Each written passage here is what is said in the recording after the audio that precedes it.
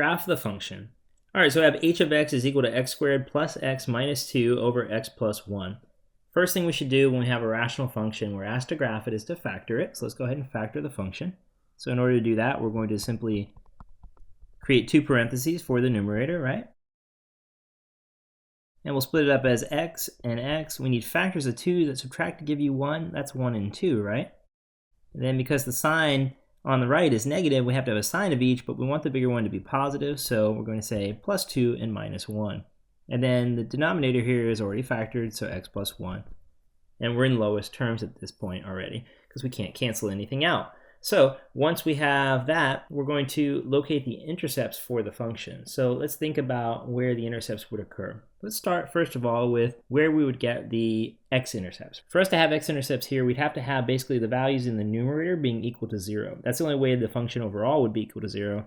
So for the x-intercepts, we're simply going to say that x minus 1 must be equal to 0, or x plus 2 must be equal to 0. And that gives you that x is equal to 1, or x is equal to negative 2. So at 1 on the graph, and at negative 2, we should have intercepts there. So I've gone ahead and plotted those in, and we're good. Let's now do y-intercepts next. Okay, for the y-intercept, you're basically saying that you have to make x equal to 0, right?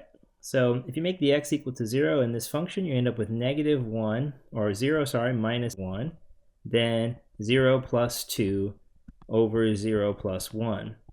And then, of course, you'll end up with negative 1 times 2 over 1, or in other words, negative 2 over 1, or negative 2. So at negative 2, we have a y-intercept. All right, good. Once you have your intercepts, let's talk about asymptotes. So there's going to be a vertical asymptote, right, whenever the denominator is equal to 0. So x plus 1 is equal to 0 whenever x is equal to negative 1. So at negative 1, we should have an asymptote, a vertical asymptote at that. So let's draw a dotted line, right, with red dots here to indicate a vertical asymptote. Then horizontal asymptotes here will not occur if we have a numerator degree that's higher than the denominator's degree, but we will get possibly a slant asymptote or an oblique asymptote. The way to determine the slant asymptote is actually use long division. So we're going to do x plus 1, right? X plus 1 divided into x squared plus x minus 2. So x will go into x squared one time. X times x is x squared. X times 1 is positive x. Then subtract, right?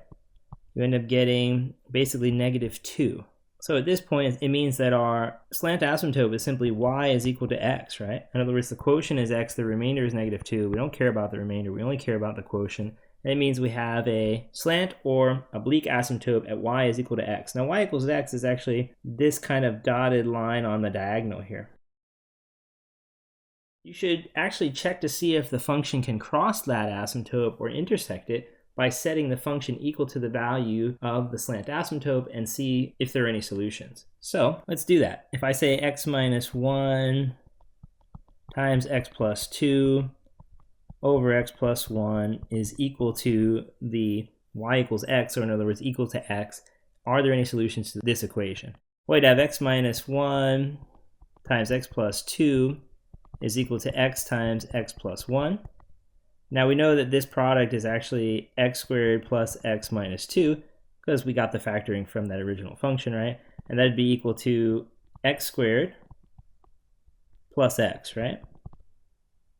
The x squareds would cancel out, the x's would cancel out, and you'd have negative 2 is equal to 0. Well, that's not possible, so that means we do not have a point along that y equals x line. In other words, that oblique or slant asymptote does not cross over our function. Okay, so there are no points on that asymptote that belong to our function. Okay, good. That's a nice start. From here, we're going to spend the remainder of the time just plotting points, right? Picking points that are near our intercepts, near our asymptotes, to see what the behavior is like near those things, right? So for example, it looks like between negative 1 and negative 2 would be a good place to plot a point or two, right? So I might try negative 3/2, for example. That'd be a good place to plot a point. Then I might also want to plot a point at, say, negative 3, right? Then maybe one at negative 4. And then maybe one on the extreme end, maybe like -9, let's say, right? Just to see what's going on over there. I might even want to plot one a little bit closer to the asymptote than the original 1.5, but for now, let's just leave it at that. Then on the other side of the asymptote, let's see what's going on, right? For example, we could try to plot something at -1/2, pardon me, right? That's in between the asymptote, the vertical asymptote, and the slant asymptote. There's a point there that we could consider what's going on around that area of the graph, right?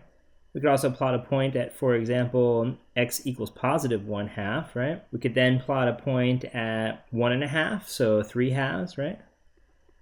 And then we can do maybe just 2 more. So we'll do a point at, I don't know, let's say x equals 3, and then x equals +9, just to see what's going out on those extreme ends, right? Okay, let's see what these points give us. It's quite a few points, but again, I'm going to work them out for us and put them in our grid, and then we'll plot them, right? All right, so I've actually filled in all these points. I evaluated the function at each of these places, and these are the results I got. Let's go ahead and plot some of them and see what's going on. So at -1.5, we have 2.5. So -1.5, we go up to 2.5. That's right around here. Then we have -3 -2, so we get out to 3 and down 2. That's about here. Then we have at -4, 3.3, so out to 4, and then 3.3. So maybe that's right around here, right? And then at -9, we go to -8.75. So it's probably around here somewhere, right?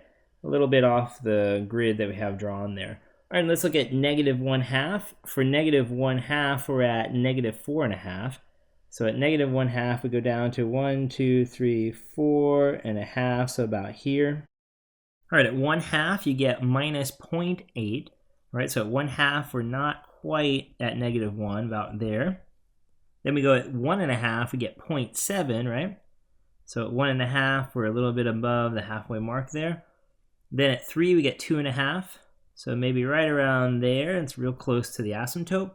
And then 9 at 8.8. So 1, 2, 3, 4, 5, 6, 7, 8, 9. We go all the way up to 8.8, which again is off of my drawing a little bit here. So maybe somewhere up here. I don't know. Something around there, let's say. Okay. So the general idea of the graph is given here. It looks like it's hugging the asymptotes, which often these types of graphs do. Hugs the asymptotes, kind of follows that pattern. And then same here as well.